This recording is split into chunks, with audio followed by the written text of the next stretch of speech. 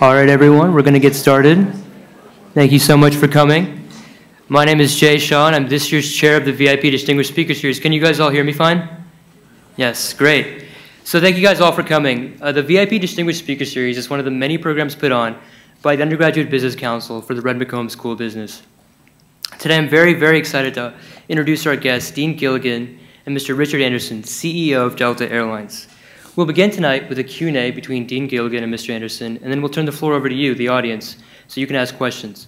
As a reminder, today's event will end promptly at 6:30. Please refrain from leaving early, as well as using electronic devices. Mr. Anderson is Delta's Chief Executive Officer and a member of the company's board of directors. Through the vision of Mr. Anderson's leadership team, Delta is a values-based company that is strategically and creatively re-engineering the airline business model. Mr. Anderson led the Delta team in the successful merger of two airlines that were in the Chapter 11 reorganization to create an airline that today is the most consistently profitable airline in the United States. The airline has reinvigorated a culture known for high employee engagement and gracious customer service. In 2013 and 2011, Delta topped Fortune's Most Admired Airlines list, a worldwide ranking based on people management, quality management, innovation, long-term investment, social responsibility, quality of product and services, and global competitiveness. Delta continues to extend its reach for customers through partnerships such as the transatlantic joint venture with Air France-KLM and Alitalia, equity-based partnerships with Virgin Atlantic Airways, and leading Latin American airlines, GOL and Aeromexico, preferred codeshare agreements with China Southern and China Eastern Airlines, as well as the Alaskan Airlines Group along the U.S. West Coast. In 2012, Delta's innovative approach included the purchase of an oil refinery in Trainer, Pennsylvania. Mr. Anderson recently served as chairman of the Airlines for America Board of Directors and has been elected to become chairman of the International Air Transport Association Board of Governors in June 2013. He also serves as the directors of the boards on Medtronic Inc. and Cargill.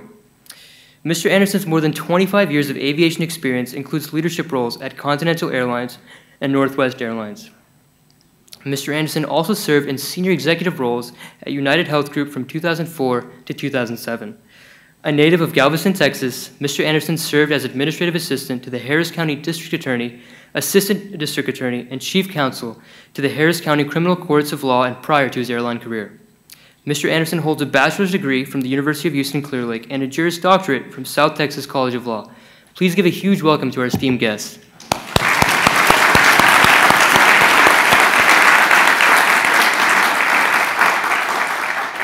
We should quit now. Yeah, it's going to go downhill. Pretty good. Well, Richard, on behalf of UT, I want to welcome you. We're so appreciative that you took time out of your schedule to come by and talk to us today. I noticed that you brought some friends along. Is there anybody you care to introduce? Yes, I figured I needed to bring some UT graduates. So my spouse, Susan, who graduated from here a couple of times. And my sister Laura and my brother-in-law Steve. So I have 3 UT grads here. So even though I did graduate from the University of Houston at Clear Lake City, I in fact have some street cred here at UT. How about introducing Shirley? Well, I was gonna. Shirley, would you stand, please? All these students need to know who you are. Shirley served as the mayor of Atlanta, Georgia for 2 terms. And today is the Barbara Jordan Professor of Public Policy in the LBJ School here on campus. Interesting story, I got to know Shirley when she was mayor of Atlanta, and we negotiated a new lease agreement at the Atlanta airport, and we were on, as you might guess, opposite sides of the table. She's the landlord, and I'm the poor lessee. And we got to know each other pretty well, and I asked her to be on the Delta board after a year or so after she finished her tenure there. So you should go over to the LBJ school and make sure that you watch what she's doing and stay engaged. She, I think, recently had Andrew Young here. Yes. And has tremendous knowledge of what is a pretty cool part of the history of this country in terms of the South over the last 30 or 40 years and leading Atlanta through some pretty tough times. So perfect.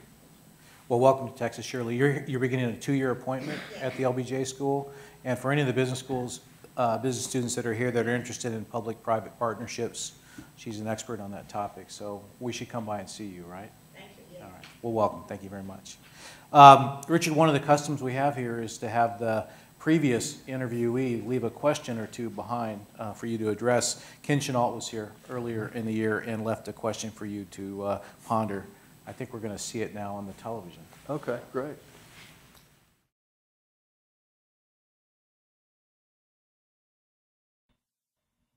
Richard Anderson is a very good friend, and American Express and Delta have an absolutely fantastic partnership.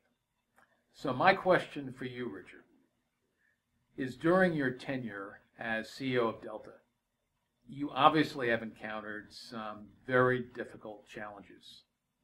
What were one or two of the greatest challenges you faced, and how did you successfully navigate through those challenges? You know, the airline business is that pretty much describes the airline business on a pretty regular basis. But I think the most difficult time we faced was right before the financial meltdown. Fuel prices ran up to $150 a barrel. So fuel prices are about 40% of our P&L, but we weren't expecting fuel prices to run as high as they were. They went from about 80 up to 150 in a very short period of time, which represented several $1 billion of additional costs in the P&L. And we weren't in we had a lot of debt at that time. We paid a lot of it down, but we had to go through a really rapid restructuring of the business. Reduction in flying, reduction in expense. We basically stopped spending CapEx. And then we made a really bad mistake. We thought fuel prices were still going to go up, so we put a big hedge book on. And we struck a hedge book at like $140 a barrel, and then the market fell and we got stuck on the wrong side of the trade. And then the financial crisis, the Lehman Brothers crisis, and when the money market funds busted the bank, and our revenue went down $5 billion. So we're a $26 billion company, and we sort of take these two body blows along the way. You know, what it required, I think the most important thing it required is you can't lose your cool. Right? I had a guy I worked for a long time, a good guy. His name's John Dasberg. John's retired now. And his advice to me, I worked for him for a long time, and he had appointed me CEO at Northwest when I was relatively young, 40, 45. And he said, there's no substitute for steady leadership. And there are going to be times when you're in a storm, and when you're in a storm, you've got to stay cool. You can't pull the fire alarms. You've got to stay calm and collected and be methodical about what you've got to do to stem whatever the problem is. Get to whatever the root cause is. Okay, the root cause is fuel prices are running up. We've got to conserve our cash, get in the market, borrow more money, cut expenses as much as we can without hurting our employees, pull back on flying, cancel airplane orders, and keep our cash as tight as we could, while at the same time not deviating kind of from the core values of the company. So I'd have to say you've got to, when you're kind of facing into that, you've got to stay steady. You can't be back on the rudder going like this, right? There's only one form of sustainable leadership in that circumstance, and that's steady leadership. Don't steer into a hurricane, but sometimes you're going to be in a storm, and the only thing you can do is stay at the helm and be cool. Mm-hmm. Outstanding. We're going to get back to some questions about Delta in a second, but we want you to address a little bit about the early part of your life and some of the things which caused you to adopt the values and strategies that you have today. And I want to start by asking kind of a softball question. What was your first job, and what did you learn from it? I was a busboy at the Sizzler Steakhouse in Amarillo, Texas in 1971. I learned that I did not want to be a busboy. It's the most important thing that you learn, $1.10 an hour. But I ultimately, by the time I was a senior in high school, I was the manager of the steakhouse. So I realized fairly quickly that $1.10. Now, the manager's steakhouse, I think, was $1.75, but it was a lot better than $1.10. But I think, you know, we've all worked those jobs, right? We're going to all work those kind of jobs, and I think it's good training. It's good training. So like Delta, that's a labor-intensive business. Did you learn any life lessons about human relations at Sizzler that you apply at Delta? You know, you got to treat everybody with dignity and respect, and it doesn't matter whether it's a busboy or a CEO, and everybody deserves that same treatment all the time, and it doesn't matter whether you're the dean. You know, you've got to be nice to your secretary every day and every single person that you meet, right? You've got to treat everyone with dignity and respect at all times, no matter what your position is, no matter what their position is. And I think that's what you learn when you're a busboy, and you're kind of at the, you know, you're on the low end of the seniority list in the restaurant, and you're, of course, in the eyes of the customer, maybe not always very well esteemed. So it's always a good experience to have those kinds of life experiences. Interesting. Who do you admire most in life, either professionally or personally? You know, I can't say that I think life is more complex than saying you would. There are many people I admire. I admire my spouse. I admire my kids.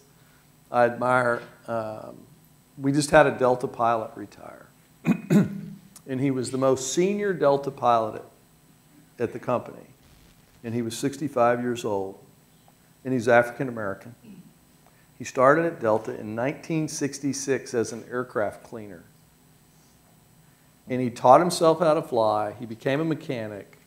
And then he was the most senior 777 captain at the company. He never missed a day of work. And so I have a lot of admiration for Cal.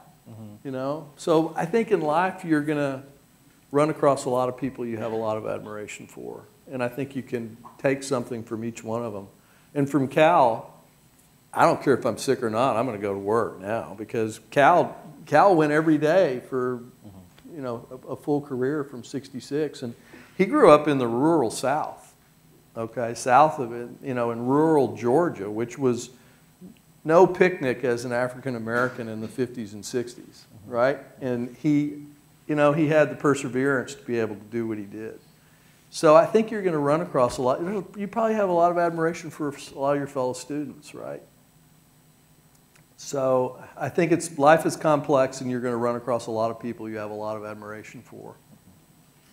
What about a business leader that you might imitate or emulate in some ways?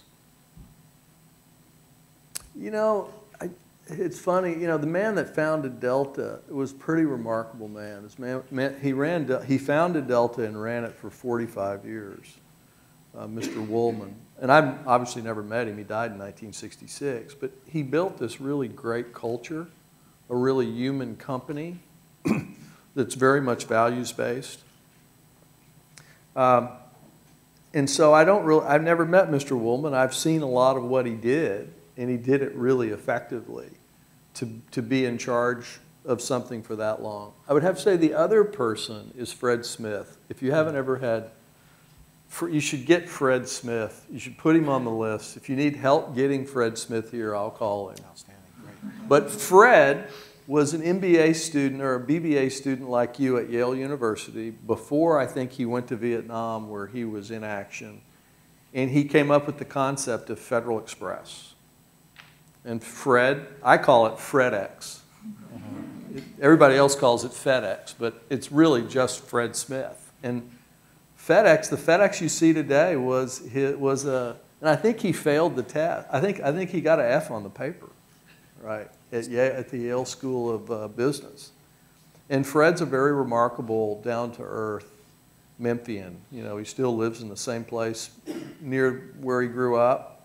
Very down to earth, but I think it's really interesting, those kinds of founders who build sustainable organizations over a really long period of time. Interesting. So apart from hedging the high fuel costs, tell us one of your other biggest mistakes, but I'll also let you talk about one of your biggest accomplishments as well. Well, you know, he's make a lot of mistakes. You know, we want a Whopper. Okay, you want a really, really, really big one. Well, that hedge was pretty bad. That was like $1 billion. That was $1 billion mess, right? You know, you made a bet, an oil bet, and we swapped, and the margin call just kept going up, and it was, before it was all over, it was $1 billion loss, right? So it was really painful. You know, one that I would relate to all of you that I think was a big mistake was I didn't study very much when I was in school. And I didn't take any, you know, I didn't take math courses, and I didn't take accounting courses, and I didn't apply myself very much in college. And I think that was a pretty big mistake. Yeah. Because you were having too much fun, or what was the idea? Oh, I had a kind of, my parents died during that time, and, you know, yeah, I was having too much fun. Yeah, that was That doesn't happen. pretty much. I know that doesn't happen here at all, right? But I think that hedge mistake has got to be a pretty big one. I'm sure there are a number of other ones along the way. There's been so many of them, I don't know if I can remember all of them. What do you consider to be your greatest accomplishment? You know, we've really done something pretty cool at Delta. You know, it is, you know, we had two airlines that were in bankruptcy. We brought the airlines came out of bankruptcy. We merged them. And in 2008, our combined losses were probably close to $2 billion. And hopefully in 2013, we're going to make $2 billion. So in the last 4 years, we've been the most profitable airline cumulatively.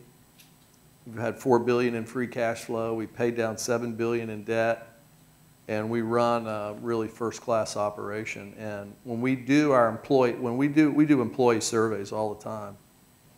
And our last flight attendant survey, over 80% of our flight attendants said they were proud to fly for Delta. So, you know, it's been fun, this process of trying to figure out what we have to do to fix the business model. And we have a lot of really good people, really smart people that have really applied themselves over the last 7 or 8 years. And so it's fun now to see it work and to see it generating the kind of returns that we can give our employees raises, buy new airplanes, and we're on the verge of starting to return capital to our shareholders, either by dividend or buyback. So it's been fun being on the team that's been able to accomplish that. What do you think is setting Delta apart in terms of profitability these days? I think it's values. I don't think an organization that is not, and we provided these, this is kind of how we run Delta. You know, the thing about an airline is it's pretty impossible to write a manual. So I'll give you an example. About 1.5 years ago, you may have read in the paper that we had discovered sewing needles in turkey sandwiches on all of our flights coming out of Amsterdam. So someone in the flight kitchen, we have a big operation in Amsterdam. Is, you know, we cater 12 big wide-body flights a day at least. So, you know, we don't have a chapter when you're at 32,000 feet over the North Atlantic in the in-flight manual that says, flip to the back, needles in sandwiches, what do I do, right? So everybody's got to be trained and everybody's got to have a values-based approach. And so I think the thing that, the most important thing is to be a values-based organization, because I'm not going to work, you know, people come and go in big organizations. The Macomb School, right? I mean, there are a lot of really significant leaders that have contributed to this great institution. And when it's interesting going in the lobby is pretty indicative of that, because when you start reading the names of the people in the companies, it goes back decades and decades and decades. So there were people here that did a whole bunch of work 40 or 50 years ago to make this a great institution for you to attend, right? Values-based organizations, I think, are the key. And I think companies that are not values-based, or universities that aren't, or law firms or companies, are not going to be sustainable over the long term, because it all comes down to people and how people behave. So that's really been the key of what we did. And we built this. We built the rules of the road off of the original writings of the founder of the company. I see. In his I found an employee handbook from 1943. in a lot in a lot of what we talk about and we preach at the company is live by these rules. If in doubt, follow the rules of the road. Amazing. I was going to say the aviation market is changing a lot these days, but that's always true about your industry. Let's bring up the American-US Air merger, I guess, which is going to happen now. How is that going to condition your competitive environment, and how are you planning to deal with a new large competitor? Actually, for the U.S. industry, it's going to be very good because the U.S. airline industry was fully deregulated in 1981, and these were big, bloated, government-controlled, essentially local monopolies, and all that went away. And then we went through a series of really difficult situations like 9/11. And we had too many airlines. It needed to consolidate. And we started the consolidation at Delta with the transaction we did in 2008 where we bought Northwest. But we need that to finish. We need U.S. Air and American to merge. And the U.S. will have 3 large global carriers then. And Southwest will be the domestic carrier. But in terms of capital-intensive businesses where scale and scope matter, and in the airline business, scale and scope matter. You've got to be able to get on an airplane in New York City on Delta and go to Tokyo, London, Paris, and then you've got to be able to connect that to Austin and Savannah, right? So scale and scope matter in this business, and it's capital-intensive. So think about cell phone companies in the U.S. or railroads in the U.S. Those are network businesses. We're going to get down to what? 2 real cell phone companies, maybe 2.5. We got down to 2 railroads east of the Mississippi and 2 west of the Mississippi. So it's going to be good. We're going to have the right industrial organization for the industry to return to have a return on its invested capital. You comfortable with that? Do you think you'll have to change your competitive dynamic at Delta to deal with a large merged firm like America-US Air? I mean, I just think you've got to, we're ahead of them because airline mergers are really hard. Seniority integration. The IT is just a massive conundrum because airlines operate on, how many are computer science emphasis here? Just Jay. Just Jay. I mean, we actually run a lot of the airline on Cobalt mainframe systems. Ooh. Okay? We do. We operate on big IBM mainframes. High process, high speed, but it is not Java-based, server-based cloud computing. This is big boxes in big data centers. And so when you start trying to merge all that kind of technology, and a lot of the we have applications that are 40 years old. And we haven't figured out, and by the way, a lot of the U.S., at United Health Group, the claims processing system was 45 years old? Ancient. Yeah. There are a lot of those kinds of systems in the U.S.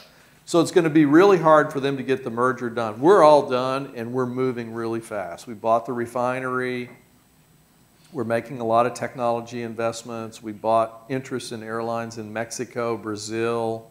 We just bought Virgin Atlantic, so Richard Branson's airline. We bought 49% of it. We'll own 75% of the economics of it. We just got to keep going fast and continue to innovate faster than our competitors. I think that's true in any business because the only real sustainable advantage in a business is creativity. Everything else, over time, you're going to get replicated, right? So we just got to, we have a saying in here, speed wins. I forget what page it's on, but it's a really important one. Yeah. Speed wins. Perfection is the enemy of good in business, and don't be afraid to take a risk and go. And if you make a mistake, we like hedging $1 billion when the market runs the other way. Yeah. We got through it. Yeah. The board wasn't very happy. Hey, mistakes happen. Let's talk a little bit about your role as CEO. What does a CEO of a major airline do? What do you see as your role? And what kind of skills do you think particularly qualify you to satisfy those requirements? I mean, I think one, you've got to set the tone of the company. You've got to live by the values of the company. Second is the overarching strategy of the enterprise. And I know strategy is probably the most overused word in this building. But, how do you come around to the point of view that you're going to buy a refinery? How do you come around to the point of view that you're going to go see Richard Branson and buy 49% of his airline? So one is live the values. Second is set that overarching strategy for the enterprise. And you do that with a lot of people trying to figure out where you're going to get a competitive advantage that's sustainable. And I think probably one of the most important things you do, to use probably an inaccurate analogy, you've got to pick the right team, and you've got to be ready to run a meritocracy. And when someone is not performing well, you've got to deal with that. And you've got to continue to upgrade the quality and the talent in the organization and always understand where the strengths and weaknesses are organizationally. Now, that doesn't mean everybody's going to be the same. At Delta, we have a widely diverse, very different bunch of people. And your responsibility is to keep them all, kind of everybody getting along and everybody working together. And even though you may have liberal Democrats and arch conservative Republicans, you may have people that love completely different things about Atlanta or wherever they live. My point is, it's a widely diverse group, but you've got to keep everybody in a harmonious environment. And you manage people in different ways. Some people, like the Chief Operating Officer of Delta, Steve Gorman, you can just hammer him. He's just a big, bulky football player. And what Steve understands is, why did that airplane break in Frankfurt, right? I mean, he's just, a tough Texas football player, right? Yeah. And then other people you manage in different ways, but you're always running a meritocracy. And sometimes that means when people are not doing well, you've got to be prepared to move. And always be looking for talent. Always fill the company up with talent. That's why we recruit here. So we always have 30 new MBAs coming in the organization. We're always recruiting laterally. We send people to MBA school. We have a couple of people going to Emory right now where we're paying for their degrees. So you're always trying to just create an environment where people are well compensated, are happy, have opportunity.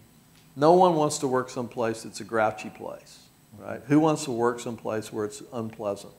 So we try to make it a very pleasant place where people work very hard, but it's run as a meritocracy,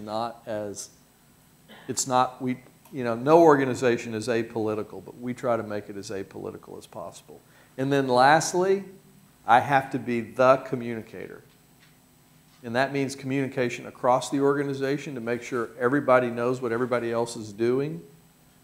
And then taking the message to wherever the constituents are, whether it's Wall Street, a lot of times in Washington, D.C., or internationally with partners, so that you have to be the real spokesman for the organization, both internally and externally, and making sure that people are cross-pollinating.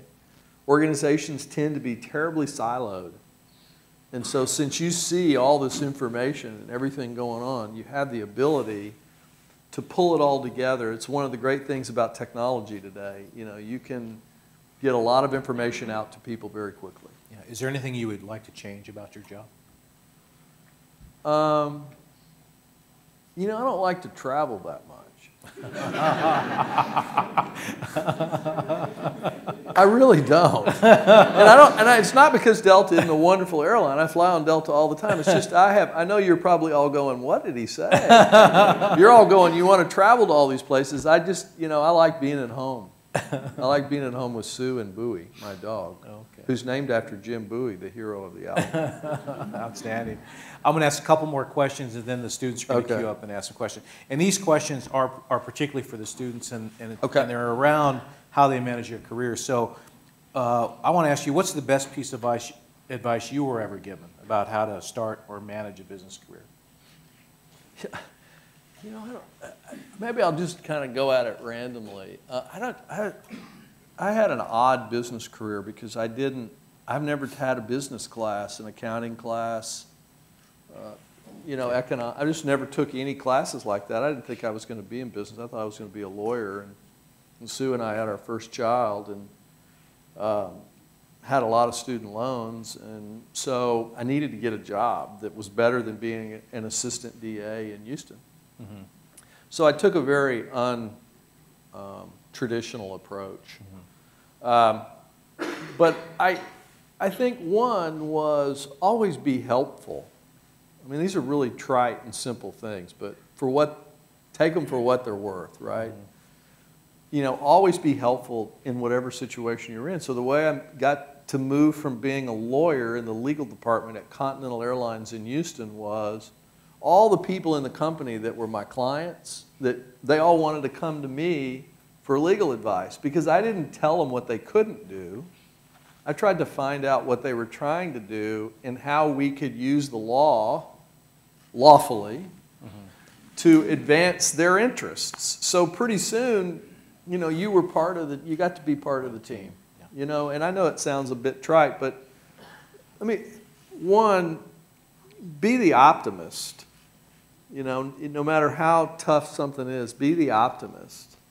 Number two, always be the person that people are always interested in going to meet with. To be pleasant and to treat people with dignity and respect. Number three, you got to look the role. And I learned that the hard way. So one little funny story. So this same guy, John Dasberg, mm-hmm. so Sue remembers this. I had an old yellow Volvo. We were living in Minnesota. I had an old yellow Volvo, and I didn't dress very well. I kind of had Men's Warehouse suits and stuff. And I had this old yellow Volvo, and the tailpipe the muffler had a bad hole in it. And this was Minnesota in the winter. It was really loud, and we were parking in the basement. And I pull in next to Dasberg, who's getting out of his car. He's the CEO. I'm the VP of the law department, and we're parking in the executive parking garage. And I pull in, and you can't hear, right, because the exhaust of my car is so loud. I get out in my Men's Warehouse suit, and Dasberg looks at me, and he says, "Do we not pay you enough?" He did. He said, "You go get," and this is the guy that made me CEO 10 years later or so, about 12 years later, he made me CEO of the company. And he said, "You go get a better car, and I want you to start dressing properly." And Sue actually went, I still have my first really good tie. I kept that tie. So you know, I'm very traditional, so I'm not into the business casual thing. So this is how I dress every day, Fridays too. Now, I don't make everybody at Delta dress that way, but I always have a theory that our business runs better when we dress better. And because that means everybody's focused and attentive and they're coming to work ready to really engage. So be a pleasant person that everybody wants to work with. Return all your calls and don't send bad messages by email. If you got a hard message to deliver to somebody, give them the courtesy of looking them in the eye. So if you follow some basic rules of civil human engagement, you will advance much further in your careers. And dress properly. Dress properly, and if you have a bad muffler on your car, get it fixed. Last question, and you were talking about evaluating talent earlier, and many of the students here will go through interviews sooner if not later. What makes a person stand out to you when you talk to them and you're trying to evaluate their talent? One, if you're energetic and you look someone in the eye and you have conviction about what you're talking about and you're well prepared. And I know that, once again, may sound trite, and it's kind of hard to pinpoint precisely what that is. But I always like to find out about the person. You know, you can read the resume, and all of you have sterling resumes, right? The success rate at this school is 100%. So it's not about, in the end, the resume. You all have these beautiful resumes, right? I'm glad I didn't have to compete with any of you. You have perfect resumes. Everybody's going to have read your resume. So it's how you convey yourself as a human being with energy and conviction and vitality and good handle on the spoken word. The spoken and written word is so important. And if you do those things and you comport yourself that way, your resumes are all perfect, right? You've got the resume. So it's how you interview and how you come across to people in those interviews. Because they're sitting there going, typically the person that's interviewing you is someone that's is out of MBA school 5 to 7 years. Because what we tend to do at Delta is we take our top 5 to 7 year MBAs and make them the interview committee. So they were in your shoes 7 years earlier. And they're sitting there going, do I want this person on my team? You know, if I'm in the finance department and I've got 10 people and my responsibility is calculation of rate of return on cash investments or airplanes, they're sitting there identifying whether or not you're the person that they want to have on their team in the finance department or in the IT department. Got it, great. Well, that's all the questions I have, Richard. We're going to have some students come up, and you guys know the drill. There are microphones on either side of the room. Please identify yourself and ask a question, and we'll take a shot at it. So do you think that some mistakes, there's no point in making some mistakes, and it's just a mistake that there's no future benefit from? It's like the $1 billion mistake that happened with Delta. Do you think that, like, for a mistake that if it never happened, that would have been better? Clearly, it would have been better. Now, I will tell you that what did come out of that was what became so clear out of that is when something is 35 to 40% of your cost base, the realization that you have from that is, well, darn, you better be the best hedger in the world. So subsequent to that, you know, we've done really well. We've staffed up, we've hired a lot of expertise, and then that led us down the road of buying a refinery. So wow, I would have preferred to have not lost the $1 billion, but you know, you're right. I mean, you'd rather not have any. You'd rather just have perfection. But you know, it's just. I think the only mistakes that are mistakes of ethics. You know, when a company crosses an ethical line, those are the ones that you'll never learn. You know, you're going to learn from them because the government's going to either indict you or fine you or take away your license to do business, right?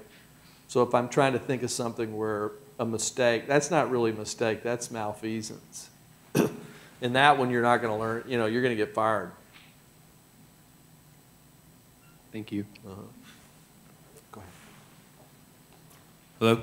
Okay, awesome. Thanks, Mr. Anderson, for coming. My question is, you know, many of us here are going to have, you know, a long careers ahead of us with ups and downs. So my question is, what's your biggest motivation? You know, where do you find the drive to succeed? Complexity of problems. I really like complex problems. Complex, gnarly problems. And I don't know why that is, but it's just an intellectual curiosity. And I think that you're all here, you're all really smart or you wouldn't be here. So keep up that intellectual curiosity. And be a generalist about knowledge. I mean, what's your major? I'm finance and economics. Finance and economics. So make sure that your interests stay broad and curious, so that when you do go in a company, if you go in a company in finance and accounting or the like, don't confine yourself to finance and accounting. That's your job, but take every opportunity to do and move. Watch where the postings are, because all companies now usually have really good systems that give you visibility into what's available at other parts of the company. So stay really curious, because I think staying curious is the most fun at work is figuring out a really hard problem.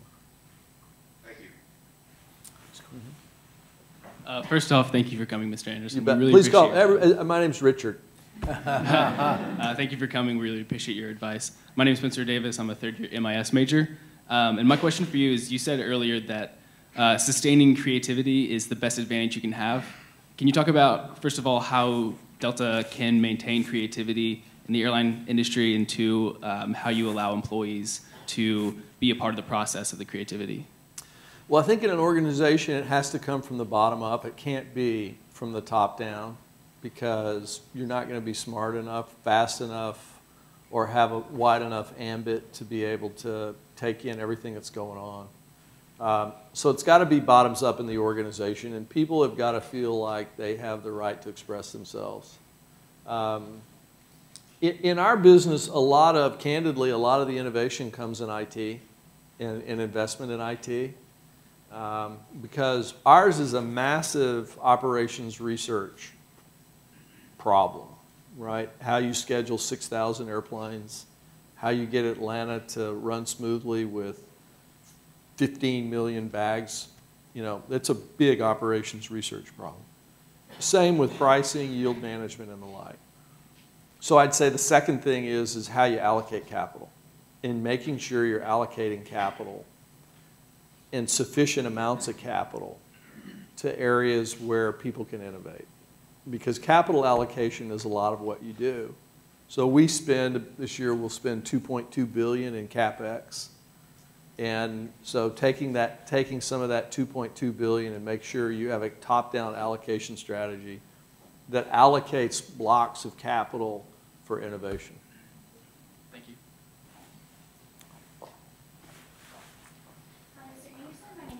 And I have a question concerning kind of your law background. You mentioned it a little bit earlier. I was just wondering if it helps you approach problems differently, or how you kind of translated it into your CEO.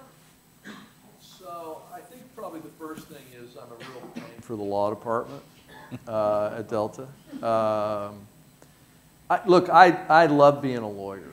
I really do. I think the law. Well, because look, I did not have the aptitude that you have. Okay, I was not good at math in school, and I'm looking at all these math brains around here. That just was not my aptitude. Now I can do arithmetic really well, but you know, when the equation has letters in it. No, and I understand statistics. Okay, I understand statistics really well, right? The relationship between variables, but you know, I love the law. I think the law is a noble profession, and it was great fun going to law school. Actually, in law school, I did study. It was an undergraduate that I didn't study a lot. Mm-hmm. But I think it's got great applicability. And when you finish here, if you finish in a bachelor's degree, it really, and you don't have to go practice law.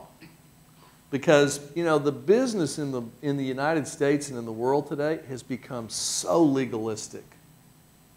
Dodd-Frank, Sarbanes-Oxley, all of the reform. I mean, you almost have to have a journeyman's knowledge of the law to have this job. Because there are so many rules out there. You've got to know the Sherman Antitrust Act. You've got to know the EU rules on competition. You've got to know the DOT regulations that govern I mean, you just have to have a facility for all that. And I think it's becoming more and more legally intensive. Ken Chenault's a lawyer. Mm-hmm. And he came up through the law side of the business at American Express. So I think it's a great, when you think about graduate school, those of you that still have that ahead of you, I think it's a great, great profession. And I don't want to practice law, really. I mean, I just want to, you know, because you learn the dialectic, and you learn to write, and you learn to think. And that's really what, it's really almost classical education. Okay, please. My name is Will Glick. I'm a freshman at McCombs. It seems like the U.S. used to be sort of the pinnacle of flying back in Pan Am's golden era, and it seems more like now that's been replaced by Korean Air, Singapore Air, Taiwan Air. How do you, both as CEO of Delta and as a leader in the entire American transportation industry, hope to make the American sort of airline experience the best again? Well, this is a fundamental issue around the world, and you're right to spot it, which is state-owned enterprises and state-subsidized enterprises. So Korean, and I know Chairman Cho really well. They're an alliance partner of ours, a difficult alliance partner, but an alliance partner of ours. And they're one of the big industries in Korea that's state protected. and they're financed by the United States government Ex-Im Bank. So our biggest challenge, candidly, strategically around the globe, is if we're given a level playing field, Delta wins. So we've got great unit costs, great product, great employees, and the challenge is state-owned enterprises. And after the financial crisis in 2007, more and more countries delved deeper into their industries and provide cash subsidies and other sort of de facto forms of subsidy. And it's a really significant issue. And it's a significant issue for our industry. The Middle East carriers are all owned by their governments and financed by the U.S. government. So their airplanes are financed by the U.S. Treasury for airlines operated by governments that fly into the U.S. You know, we have a big push on in Washington to get focus on this, and the State Department is of like mind on state-owned enterprises. It's just a complicated one to figure out how to regulate on a global basis. But given a level playing field, we've got to win. We've got to win absolutely on the merit. Thank you. Over here, please. Yes, good evening, sir. Mark Phillips. With the airline industry, a lot of unexpected circumstances can happen for passengers traveling, such as delayed flights, cancellations, and that sort of nature. The question to you is, how do you resolve, what is your strategy on resolving these negative experiences that a customer might have with your airline? How do you restore faith for a customer in your airline? Good question. So the first thing is that, you know, the problem in our business is weather. Okay, so when the weather's really, really bad, you don't want to fly in airplanes. You just really don't. And if they ever make an airplane that will fly in bad weather, I'm not going on it. So what we talk about at Delta is we call them IROPS. It's a well-known term at Delta, IROPS, irregular operations. If we have a day like today in the world, we didn't cancel a flight today. So Delta didn't cancel a flight today. We're running 96% on time. So everything's working. And that's head and shoulders above our competitors in terms of, so what we do is take all the stochastic variation out of the business for normal operations. And then in irregular operations, we have our own meteorology capabilities. So we don't rely on anybody else to predict the weather. We got to get the weather right. So we have 30 graduate degreed meteorologists that run our own meteorology department, so we get it right. But you're still going to have the inevitable one-off, you know, cancellation. I think technology plays a really big role in it. And the technology is, so Hurricane Sandy comes, we cancel 2,000 flights. Okay, how are you going to process those 2,000 flights? It's got to be a big decision technology engine, and we built it. We've spent a lot of money building an engine where you can put all those flights in, and it'll reaccommodate or refund the passengers. It's called Viper, you know, because it is a Viper. It's this big decision, the MS students. It's a big decision machine that runs on a Teradata database because it's got so many permutations in it. So what we're trying to do is apply technology to recover the airline when we get in a snowstorm, Hurricane Sandy, and those kinds of sort of cataclysmic events.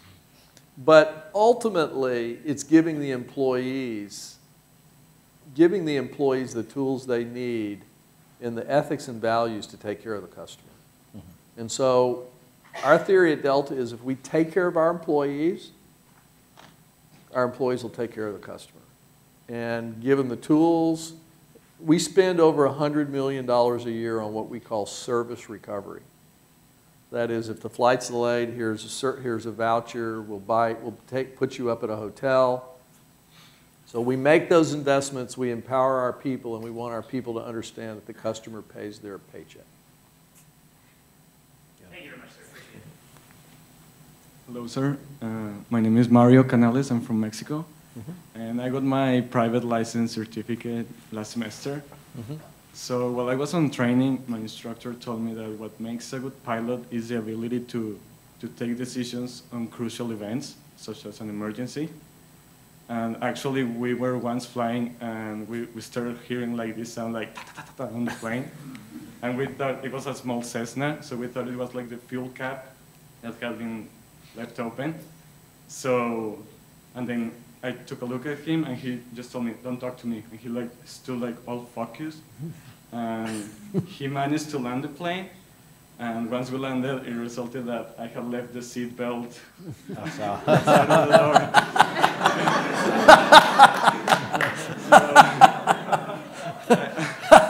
I wanted to ask you that if you think does the same mentality applies for a CEO, like to take important decisions on crucial events. That's what defines a good CEO. Well, I think it gets back to what I said earlier about steady.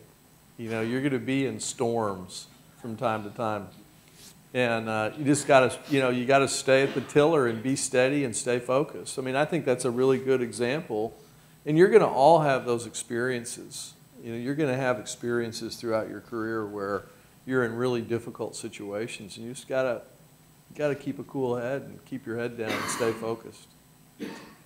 Setting your hair on fire isn't going to help, right? I mean, being in, pulling the fire bottle isn't going to help, right? You might as well stay calm and try to figure your way out of it. Okay. And do I have to ask this? Do you know how to fly? Or? No. No? I don't know how to fly. I can't do anything in an airline. I can check in at those kiosks, the kiosks at the airport. I can do that, but I don't have any. Oh, I can load bags. Thank you, sir. Over here, please. The seat belt. That's good. Please. Hi, I have a quick question on your managing experience at Delta, such a big corporation with so many ideas coming up. How do you deal with the idea that, with the people that you don't get along, or how do you motivate yourself and collaborate with the ideas that against you? We have, that's kind of one of our values, which is, when you go through this, and we brought these for everyone, is, you've got to respect the dialectic. You've got to respect the debate. We actually have a little bell in my conference room. And if you're in the middle of a debate and somebody takes a cheap shot, you ring the bell. And you've got to make a donation to the Breast Cancer Research Foundation. You can disagree with anybody and argue hard, but ad hominem attack is not allowed. Yeah. Right? It's not allowed. You have to manage conflict like everything else. Right? Absolutely. Yeah. Amazing. We have time for one more question, please. Thank you so much for coming. My name is Chris Jordan. I'm a freshman business student here. I read in your pamphlet, the Delta pamphlet, that being a good corporate citizen was a value that Delta held in very high regard. I was wondering what that means to you and how you implement that in Delta's day-to-day operations.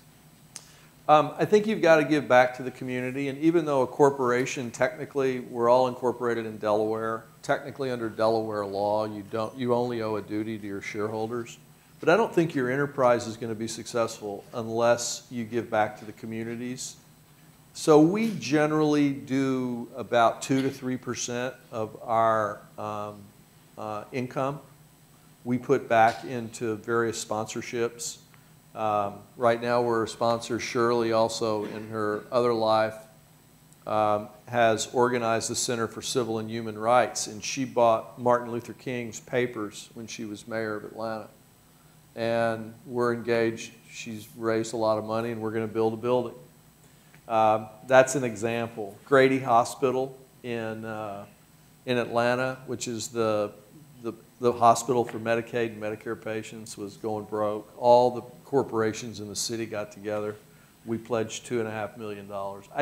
I think that we have an airplane. It's a pink. It's called the Pink Airplane. You probably don't see it. It's a 767.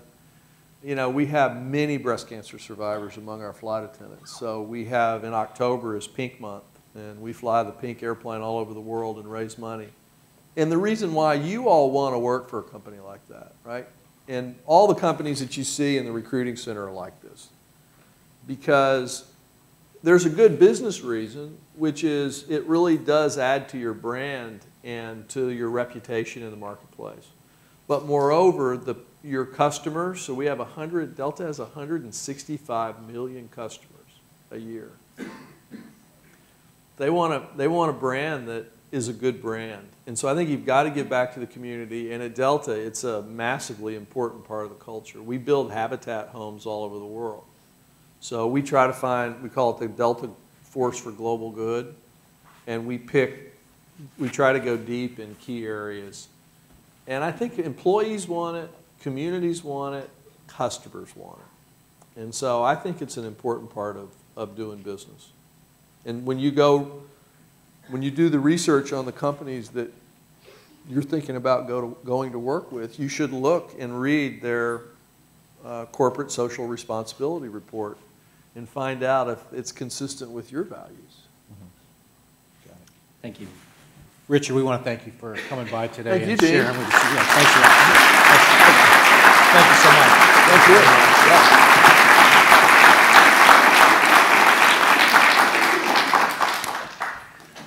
Mr. Anderson, I have one last question for you. I think a lot of people are wondering it. Is Delta hiring? Actually, I think we recruit here. And we recruit, I guess, are we here? I mean, the season's open right now, right? But I think we're here. I know that I've met MBAs because I always speak to the MBA class when it comes in, and we usually hire MBAs and BBAs, and usually about 30 to 35 every spring we make offers to, and the UT is high on our list. So I know I have met MBAs that have graduated from the school here that have done well at Delta. So keep us in mind. Great. So we have a tradition. Thank you so much for coming. We have a tradition in the VIP series. We like to give a little token of appreciation for coming. So we got you an original Stetson cowboy hat, custom fitted. So if you want to try it on right now, that would be great. Okay. Actually, I'm from Texas, but I've never had a cowboy hat.